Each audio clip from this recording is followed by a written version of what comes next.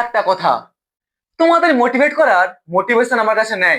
তাই এখানে মোটিভেশন নয়, এই কদিনে এক্সাম পাস করা এবং খুব ভালো নাম্বার নিয়ে আসার একটা প্রসেস তোমাদেরকে বলবো। আর এমনিতেও মোটিভেশন 7 দিনের জন্যই, কিন্তু প্রসেস সব দিনের জন্য। স্টেপ 1, আগের শেষ 3 বছরের কোয়েশ্চেন পেপার গুলিকে জমা করো। স্টেপ 2, তারপর প্রত্যেকটা কোয়েশ্চেনকে চ্যাপ্টার অনুযায়ী ভাগ করে নাও। যেমন ধারক ও ধারকত্ব থেকে শেষ 3 বছরে পরীক্ষাতে যতগুলো কোয়েশ্চেন এসেছে সমস্ত কোয়েশ্চেনকে একটা খাতায় নোটস করে নাও। ঠিক তেমনি তড়িৎ প্রবাহ ও ওহমের সূত্র থেকে যত কোয়েশ্চেন এসেছে না, ওগুলিকেও সাইডে নোটস করে নাও, চ্যাপ্টার ওয়াইজ ভাগ করে নাও। এবার আসছি আসল স্ট্র্যাটেজিতে। এরপর নোটস করা কোয়েশ্চেন গুলিকে সলভ করার চেষ্টা করো।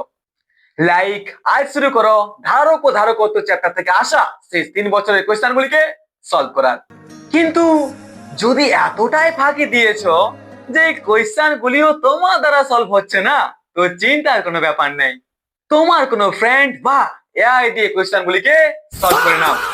তারপরে কোয়েশ্চেন গুলিকে সলভ করার জন্য যে সমস্ত ফর্মুলা বা সূত্র বা সমীকরণ প্রয়োজন হচ্ছে সেগুলিকে একটা খাতায় সাইডে নোটস করে রাখো এবং এই ফর্মুলাগুলিকে জানার চেষ্টা করো বা মুখস্থ করে নাও। এরপরে কোয়েশ্চেন গুলির সিমিলারিটি যত কোয়েশ্চেন তোমার চোখে পড়বে অবশ্যই সেগুলিকে সলভ করার চেষ্টা করো। আর এই সেম প্রসেস চালিয়ে যাও প্রত্যেকটা চ্যাপ্টারের জন্য। প্রতিদিন একটা একটা চ্যাপ্টার থেকে আসা শেষ 3 বছরের কোয়েশ্চেন পেপার সলভ। দেখবে এক্সাম আসার আগে তোমার মধ্যে কিন্তু কনফিডেন্স বিল্ড হবে এবং অনেক সহজে তুমি 80% মার্কস তো কনফার্ম নিয়ে আসতে পারবে। এক্সপেরিয়েন্স থেকে বলছি মেরে ভাই। আর হ্যাঁ, এক্সামের পর কিন্তু থ্যাংক ইউ জানাতে মোটেই ভুলো না। তাহলে বাই, টেক কেয়ার, দেখা হচ্ছে আমাদের ক্লাসে।